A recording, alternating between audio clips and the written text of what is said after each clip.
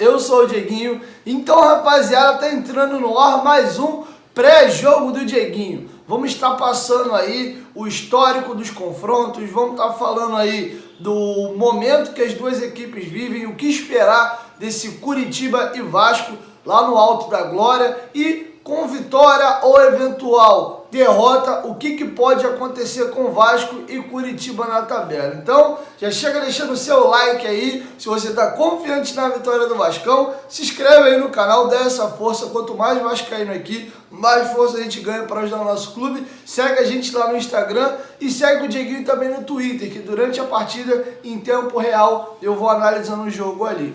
Bom, rapaziada, esse jogo é muito importante mesmo. A gente quase pôde sonhar com a liderança nessa partida, já que o Inter ontem perdeu para o Fortaleza por 1-0, e se o Vasco vencer por 2 gols de diferença o Curitiba hoje, a gente passa o Inter na tabela, que era o líder. São Paulo nessa rodada, assim como o Flamengo não jogam, o São Paulo já jogou nessa rodada, ele fez um jogo isolado no meio de semana contra o Atlético Paranaense, venceu por 1-0, e o Vasco tem a possibilidade, ou tinha, de ser líder caso o Atlético Mineiro ontem empatasse ou perdesse o jogo. O Atlético até estava perdendo, mas acabou virando e vencendo fora de casa ontem o Atlético Goianiense por 4-3. Então, vencendo o Curitiba por 2 gols de diferença, o máximo que a gente consegue nessa rodada é ser segundo colocado, que já é muito bom. E como o São Paulo venceu, independente do resultado, se for por 1 gol de diferença só, a gente assume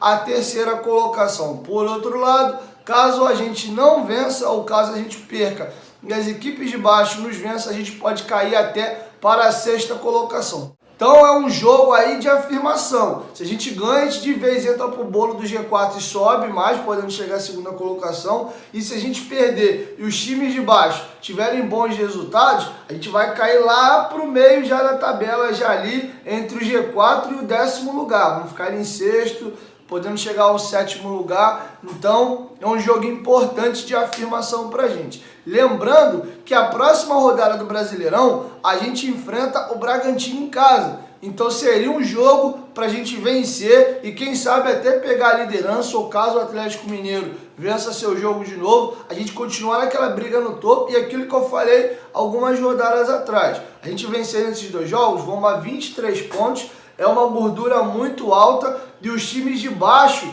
eles não conseguem ter uma regularidade de ganhar, não. Ganha, empata, perde, ganha, empata, perde. Com essa sequência de vitórias, a gente conseguiria, dentro do campeonato, até tendo eventuais tropeços, conseguir se mantendo na parte de cima da tabela. Então é uma sequência muito boa. O jogo mais fácil, que era contra o Atlético Goianiense, nós perdemos em casa, e agora vamos ter que recuperar esses pontos aí. Então, fazendo essa breve análise do que pode ser do Vasco na tabela dessa rodada, então vocês veem a importância que ganhou o jogo. Leandro Castan e Martim Benítez não viajaram para Curitiba para enfrentar o Coxa, foram poupados para o jogo de quarta-feira contra o Botafogo pela Copa do Brasil. Germancano viajou, e deixa eu dar uma informação aqui, eu não sei quem foi que deu a informação de que o Felipe Bastos estava suspenso, essa informação é mentira. O Felipe Bastos, inclusive, viajou com a delegação, está à disposição do Thiago Kozlowski, já que o Ramon Menezes está com Covid. Então, o Felipe Bastos viajou com a delegação, mas, muito provavelmente, ele e o Henrique devem ficar no banco de reservas, só viajaram mesmo para compor o banco. A tendência é Germancano atuar pelo menos um tempo e ser substituído no segundo tempo. Falar um pouquinho para vocês do provável time do Vasco, vou colocar para vocês aí na tela. Fernando Miguel, Caio Tenório, a gente deve jogar aí na zaga com Miranda e também o Marcelo Alves. Na lateral esquerda, Neto Borges voltando de contusão, Bruno Gomes e Marcos Júnior, Bruno César aí armando o time no lugar do Benítez. Contra o Atlético Goianiense, a gente viu a merda que isso deu, até falei que era um jogo para o Bruno César dar a volta por cima, mostrar como, assim como outros jogadores contra o Santos, que não tinham prestígio algum, ou a torcida tinha muita desconfiança, foram bem, ganharam espaço no elenco, caso ali do Miranda, do Marcelo e do Catatal. Então era uma boa oportunidade, ele não aproveitou. O Marco Júnior entrou com muita desconfiança contra o Botafogo, agarrou a oportunidade, para mim foi o melhor em campo no jogo do Brasileirão. Pela Copa do Brasil agora também fez um ótimo primeiro tempo, o segundo tempo dele caiu já um pouco, mas foi um jogador que acabou aproveitando a oportunidade e ganhou. Então o Bruno César vai ter mais uma oportunidade aí para fazer as pazes com a torcida, que está muito chateada com ele, e mostrar que é útil. Mas eu não boto minha mão no fogo não confio tanto que ele vai aproveitar essa oportunidade não. Mas um jogador experiente, a nossa torcida aqui é sempre para quem dê certo. Não importa quem seja jogador, vestiu a camisa do Vasco, a nossa torcida aqui sempre vai ser que ele jogue bem, porque o sucesso dele é o sucesso do Vasco e automaticamente é a nossa alegria. E mais à frente, deve ser mantido aí o mesmo trio de ataque dos últimos jogos. Catatal, Thales Magno e Germancano. Então o Vasco é praticamente o time titular, só não vai ser a dupla de zaga, se bem que o Miranda nesse momento é titular, já que o Ricardo Graça está contundido. Fernando Miguel no gol, na mudança aí só nas laterais. Muita gente já pede o próprio Neto Borges como titular, então acho que não faz lá grande diferença. A questão é que ele está vindo de contusão. No meio aí também, no que tem disponível hoje, a galera prefere Bruno Gomes e Marco Júnior, né? Óbvio, quando o Andrei voltar, tiver à disposição, é o titular. O Juninho é um jogador que quando estiver bem, vai brigar por titularidade também, naquela função ali que faz o Felipe Baixo.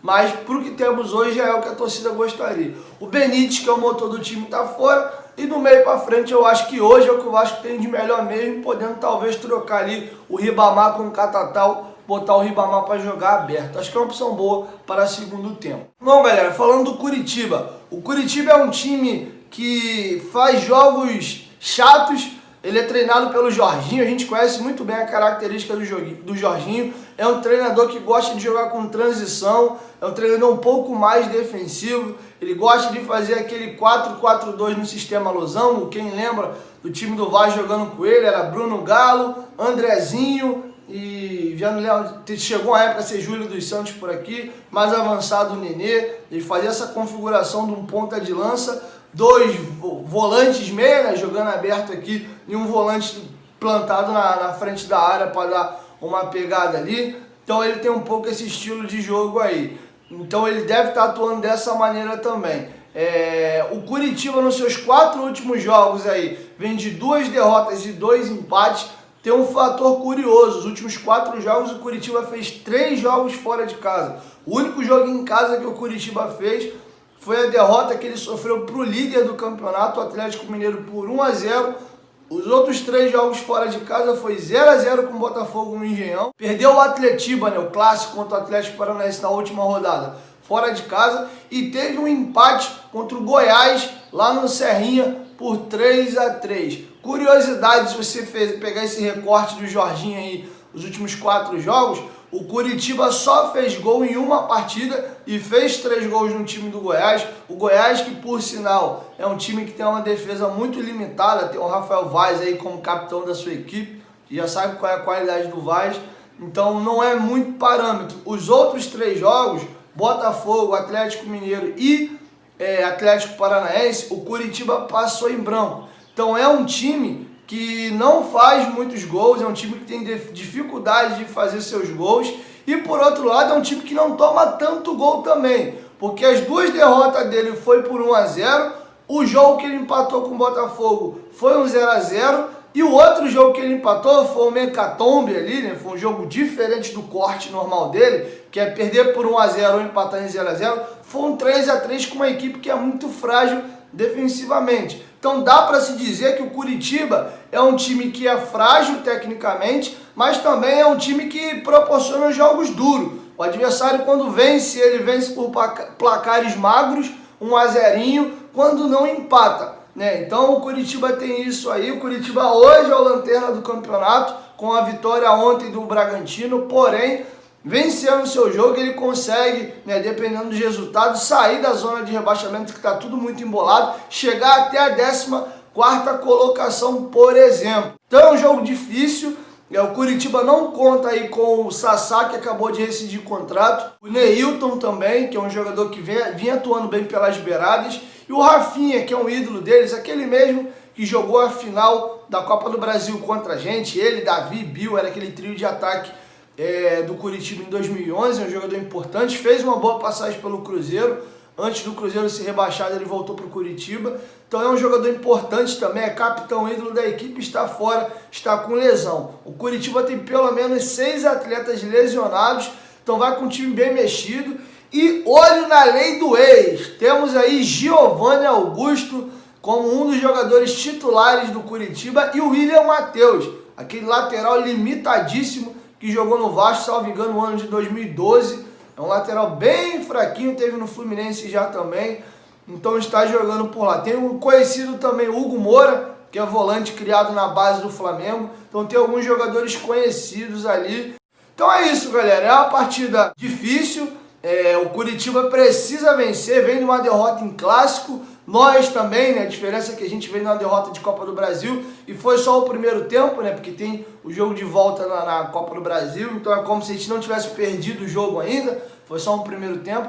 E o Jorginho não, o Jorginho tá pressionado, assumiu o comando já no lugar do Barroca, que foi demitido após 4 derrotas consecutivas no início do Brasileirão. O time na mão do Jorginho começou a vencer, fez 2 vitórias ali e nos últimos 4 jogos agora já não conseguiu mais vencer. 2 derrotas e 2 empates, mas um adversário enjoado. O Vasco não vence em Curitiba desde 2013, 1-0, gol do Pedro Ken. Pedro Ken, né? Depois a gente voltou lá outras vezes sem sucesso, não conseguimos vencer. No histórico de Campeonato Brasileiro, o jogo é engraçado, mesmo ele jogando em casa, são 5 vitórias para cada lado e 7 empates. Então é um confronto aí que Curitiba, mesmo jogando em casa, tem dificuldade de vencer o Vasco. E podemos colocar que de 19 jogos, 12 vezes eles não venceram. Então eles mais têm resultados negativos do que positivos contra o Vasco, mesmo jogando em casa. Mas a gente também tem esse tabu para quebrar aí, que não conseguimos vencer lá desde 2013, desculpa. Então vamos torcer para uma vitória do Gigante aí, pra gente embalar 2-0 aí, pra gente poder pegar a segunda colocação e quem sabe contra o Bragantino em São Januário, né, a gente consiga confirmar o favoritismo, vencer e pegar a liderança já na 12ª rodada. Então tem um corte importante do campeonato corrido aí e vai nos permitir a gente, eventuais tropeços mais à frente, a gente conseguir se manter por um tempo maior na parte de cima da tabela. Então é isso, galera, me despeço por aqui. Esse foi meu pré-jogo aqui, minha análise do que eu espero da partida. Vou apostar aí que o Cano, enquanto estiver em campo, vai deixar o seu golzinho aí, 1-0. E no segundo tempo, para poder dar moral aí pro jogo de volta, a lei do ex aí, eu vou torcer pro Ribamar fazer um golzinho, ganhar a posição do Catatal e a gente ter gol do Ribamar na quarta-feira. O Ribamar faz muitos gols em clássico. Ele, com a camisa do Vasco, já fez 2 gols no Botafogo, no Brasileiro do ano passado e no Brasileiro desse ano. E quando ele defendia o Botafogo, o maior carrasco do Fluminense era ele. Todo jogo com o Fluminense ele fazia gol. Então, ele fez gol no Flamengo também no 4-4. Então a gente está precisando aí que alguém apareça e assuma o protagonismo na quarta-feira. Então vou torcer pro Riba aí, tá uma posição definida, fica revezando ele e o Catatal. Então vamos torcer pro Riba fazer o golzinho dele aí. Já pensou classificar com lei do ex aí, 2-0, o segundo gol do Ribamar, de cantar hoje tem gol do Ribamar, vai ser muito legal. Pikachu também vai muito bem em clássicos também, então é um cara que a gente tem que ficar de olho pra quarta-feira. Então é isso, galera, me despeço por aqui. Fé no Vascão, que esse roxão aqui do Fernando Miguel esteja inspirado e a gente consiga segurar tudo lá atrás e que o Cano consiga garantir nossa vitória lá na frente, beleza? Então é isso, 1, 2, 3, futebolaço, tamo junto família e a qualquer momento diga em volta, Vasco, tamo junto.